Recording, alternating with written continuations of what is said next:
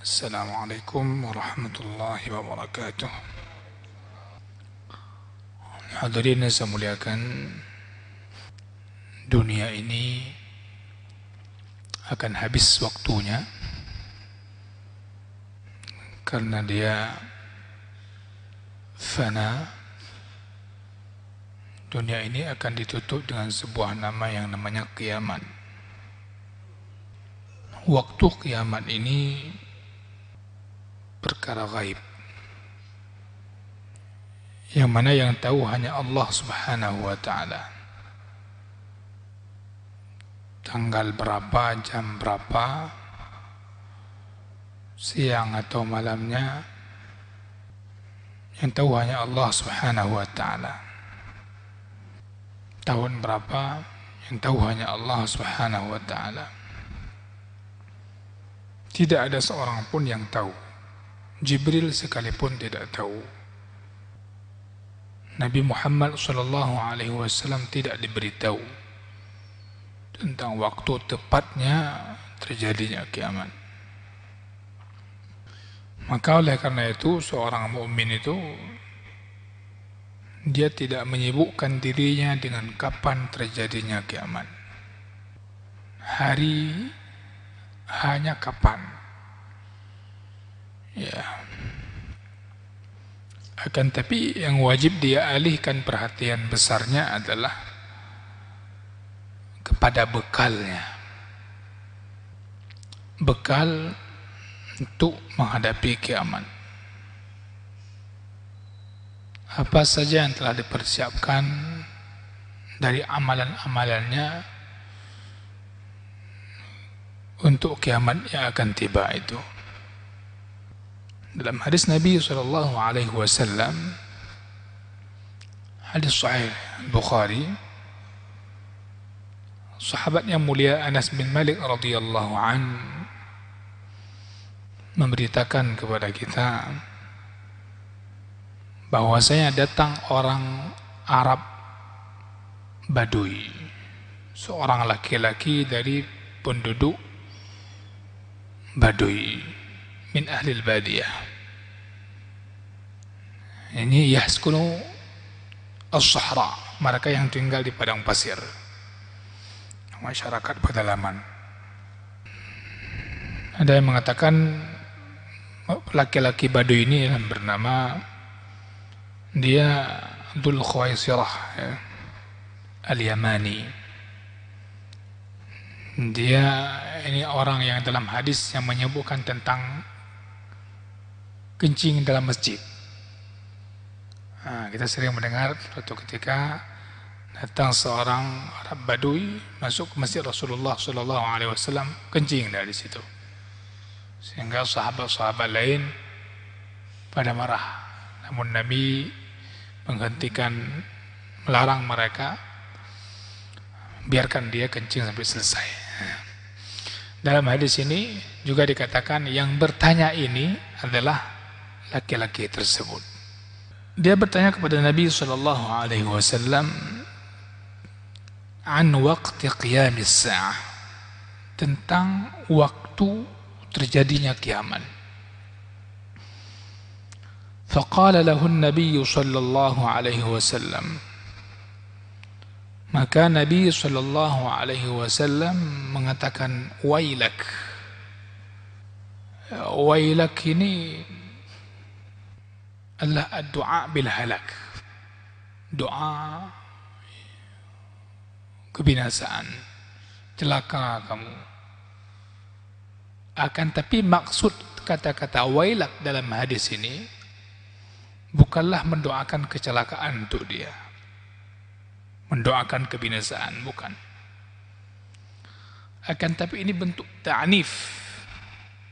Ta'nif yaitu teguran keras dari Nabi SAW. Ketika dia tanyakan kapan terjadinya kiamat, Nabi mengatakan wailak. Ini teguran keras. Maka Nabi mengatakan madza a'dadta laha, apa yang telah kamu siapkan untuk kiamat itu? Kalau kamu tanya kapan terjadi kiamat, apa persiapan kamu tentang kiamat? menghadapi kiamat.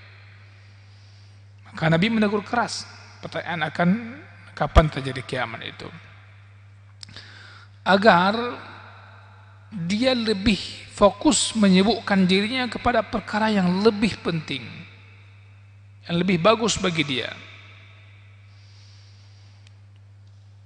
yaitu amal saleh. Amal saleh. Bukan kapan kiamat itu terjadi, hanya kapan, harinya kapan. Ya, kapan, tahun berapa, enggak penting itu. Maka coba lihat sampai hari ini ada orang disibukkan dengan prediksi tahun terjadi kiamat. Bukan. Sejak zaman Nabi itu ada yang bertanya, tapi sikap Nabi mengatakan wailah. Bentuk teguran keras dari Nabi SAW kepada orang yang menyibukkan dirinya memprediksi dan menanyakan kapan tahun dan sebagainya.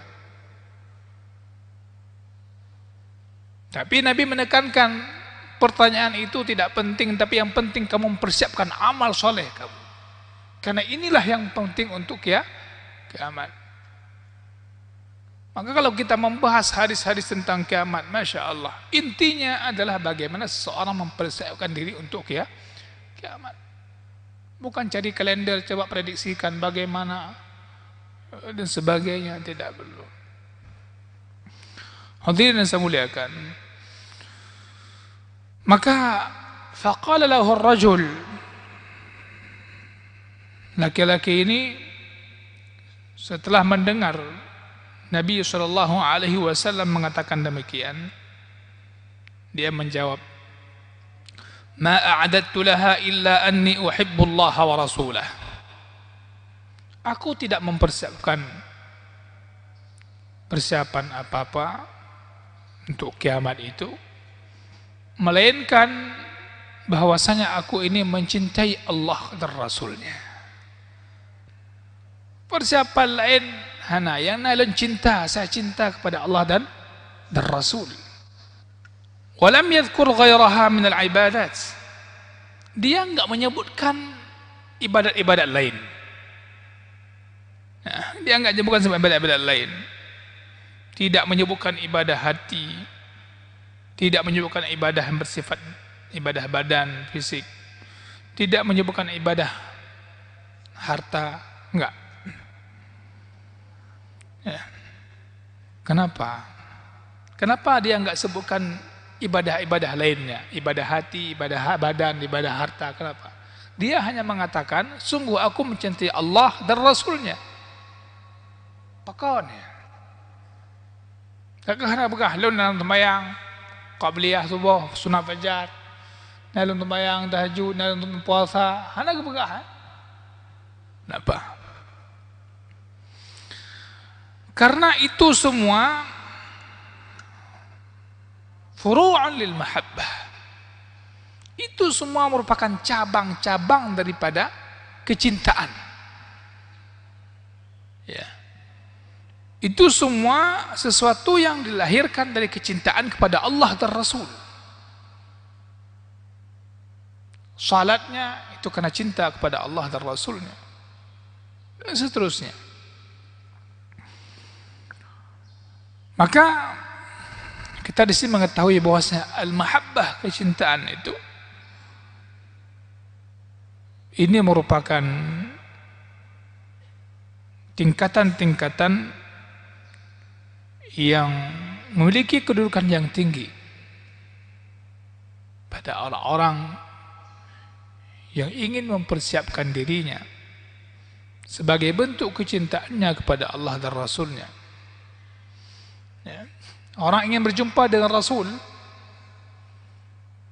di hari kiamat kelak, maka yang perlu dipersiapkan adalah amal salehnya, dan amal saleh itu dibangun karena memang dia cinta kepada Rasul sallallahu alaihi wasallam. Al-Quran menyebut surah Ali Imran, qul in kuntum tuhibbuna Allah fattabi'uni yuhibbukumullah wa yaghfir lakum dzunubakum. Hadirin yang saya muliakan. Maka di sini Nabi Shallallahu Alaihi Wasallam menjawab dan mengomentari perkataan laki-laki tadi. Rasul mengatakan, innaka ma'aman ahbabta. Sesungguhnya kamu itu bersama orang yang kamu cintai. Kamu cinta kepada Rasulnya Shallallahu Alaihi Wasallam, cinta kepada Rasulullah, maka kamu akan bersama orang yang kamu cintai. Artinya bersama mereka di surga nantinya. Cinta kepada orang saleh, maka kamu akan bersama mereka dalam surga. Cinta kepada syuhada, cinta kepada siddiqin dan seterusnya. Cinta kepada para nabi. Ini sebagaimana kata Allah, wa may yuti'illaha war rasul fa ulaika ma'al ladzina an'ama Allahu 'alaihim minan nabiyyin was-siddiqin wasyuhada'i was-salihin wa hasuna ulaika rafiqa. Hadirin yang saya muliakan, maka engkau bersama orang yang engkau cintai. Subhanallah, jemaah saya muliakan. Membayangkan surga bersama orang-orang saleh, bersama para nabi. Maka luar biasa ketika seorang ditanyakan, ada apa di surga? Ada apa di surga? Maka ketika jawabannya mengatakan, di sana ada Rasulullah Sallallahu Alaihi Wasallam. Ini seakan sudah menjawab semua keindahan surga dan semua harapan kita. Yang hari ini kita tidak pernah melihat wajah Rasulullah Sallallahu Alaihi Wasallam, tidak pernah bertetapan dengan beliau, tidak pernah duduk bermajelis dengan beliau. Hari ini kita bicarakan hadis-hadis beliau. Hari ini kita mengkaji dan hidup dengan wahyu yang Allah sampaikan kepada beliau, Al-Quranul Karim. Tidakkah menjadi motivasi seseorang yang beramal saleh agar dia bisa berjumpa dengan Rasulullah Sallallahu Alaihi Wasallam yang mengajarkan dia amal saleh, yang mengajarkan dia petunjuk hidup di muka bumi ini. Ya. Hadirin yang saya muliakan. Namun perlu kita pahami, bukan berarti bermakna engkau bersama orang yang kau cintai di surga. Itu bukan bermakna kebersamaan ini derajatnya sama, tingkatannya sama, tidak. Akan tapi mereka sama-sama di surga. Karena tentu derajat Nabi tidak sama dengan derajat umatnya. Yang bikin dia tabuh kama. Ya urinjak umrah. Jik tabuh kama dengan ustaz.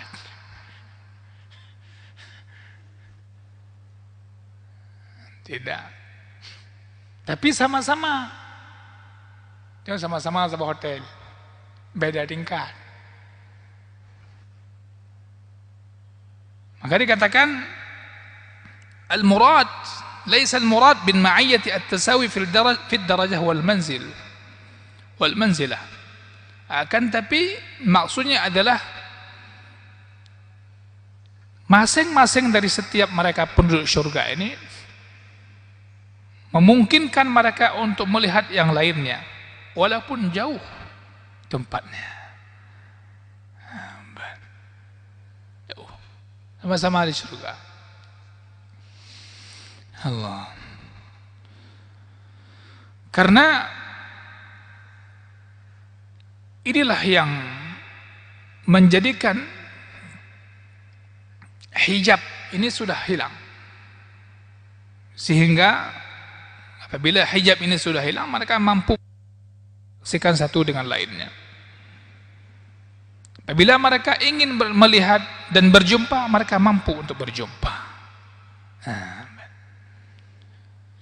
Maka faqala as-sahabah ridwanullahi alaihim, ketika itu maka para sahabat radhiyallahu anhum mereka pada mengatakan, wa nahnu kadzalik. Ya.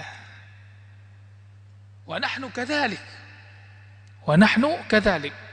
Kami juga demikian. Artinya kami juga mencintai Allah dan Rasulnya. Kalau laki-laki kita di Baduy itu mengatakan, aku mencintai Allah dan Rasulnya, enggak ada persiapan lain, maka para sahabat semua mengatakan, kami juga mencintai Allah dan Rasulnya. Fahal nakun ma'aman ahbabna, apakah kami juga akan bersama orang yang kami cintai? Faqala lahumun Nabi sallallahu alaihi wasallam, maka Nabi sallallahu alaihi wasallam mengatakan kepada mereka, "Na'am, iya. Kalian juga akan bersama orang yang kalian cintai." Fafarihu bidzalika farhan syadida. Maka mereka para sahabat itu sangat senang, gembira sekali. Sangat gembira sekali. Ini Pak. Bersama Nabi sallallahu alaihi wasallam. Sangat gembira sekali. Hari ini yang kita mati-matian, setiap hari berusaha menjaga ibadah, dah budah ke dalam tubuh untuk sembahyang subuh dan sebagainya. Hadirkan motivasi ini untuk kita semangat untuk mendapatkan janji apa yang Rasulullah telah memberikannya kepada umat sebelum beliau meninggalkan dunia. Hadirin yang saya muliakan. Maka disinilah kita lihat Nabi SAW, hadis ini masih ada lanjutannya, akan tapi memberikan bagaimana keutamaan kecintaan kepada Allah dan Rasulnya, kecintaan kepada orang-orang saleh di kalangan orang mukmin. Maka di akhir zaman ini kita lihat, sebagaimana juga di awal dulu juga ada, di masa Nabi juga ada, orang-orang yang membenci orang saleh itu kayaknya lebih viral, lebih nampak. Yaitu di zaman Nabi juga ada. Jadi yang dikatakan kelompok munafik. Mereka menguasai media. Di zaman dulu juga demikian. Mereka medianya mulut ke mulut, mulut ke mulut, mulut ke mulut untuk menyebarkan kebencian. Ya, orang mukmin mereka benci. Ya. Pasti mereka lebih mencintai orang kafir. Orang mukmin mereka benci, Rasul mereka benci, tapi mereka bisa berpeluk-pelukan dan orang kafir. Tapi mereka di KTP enggak mengubah, harus tetap Islam. Minimal nampak je ke, minimal nampak je ke. Lagi yang di zaman ke mana? Masa Nabi juga begitu sampai turun ayat, mereka marah kalau enggak dapat bagian lah. Ini fikir je untuk ngisi septic tank undang, mana je oi. Bicara dengan KTP baik dah ubah tetap Islam. Yang jangan salat, jangan cinta Allah, orang mukmin benci aja, enggak senang dia. Ya? KTP enggak ubah, tetap tinggal di kalangan orang Islam. Yang ubah lagi. Kenapa? Minimal setahun sekali mata septic tank becut. Cari makan dan sebagainya. Ini masalah Pak. Maka di sinilah perlu kita untuk saling meneguhkan sama orang beriman dan waspada. Masalah cinta kepada Allah dan Rasulnya, otomatis anda harus mencintai yang Allah cintai. Siapa? Orang-orang mukmin sekaligus. Maka kita akan bersama orang yang kita cintai. Barakallahu fikum. Ala kulli hal, insyaallah nanti akan kita bahas. Ya. Namun ketahuilah kesimpulan terakhir, kiamat itu ada kalanya dimaksudkan adalah kematian. Sebelum kiamat dunia ini semua akan diselesaikan. Yang mana kematian ini akan datang tiba-tiba tanpa waktu juga yang kita ketahui. Betapa banyak orang sehat namun di sore harinya telah meninggal dunia dengan sebab yang tidak diduga-duga. Dia enggak masuk rumah sakit, enggak masuk penere, enggak ada apa-apa, tiba-tiba meninggal dunia. Itulah kuasa Allah Subhanahu wa taala. Maaf segala kekurangan. Subhanakallah bihamdika asyhadu an la ilaha illa anta astaghfiruka wa atubu ilaik. Wassalamualaikum warahmatullahi wabarakatuh.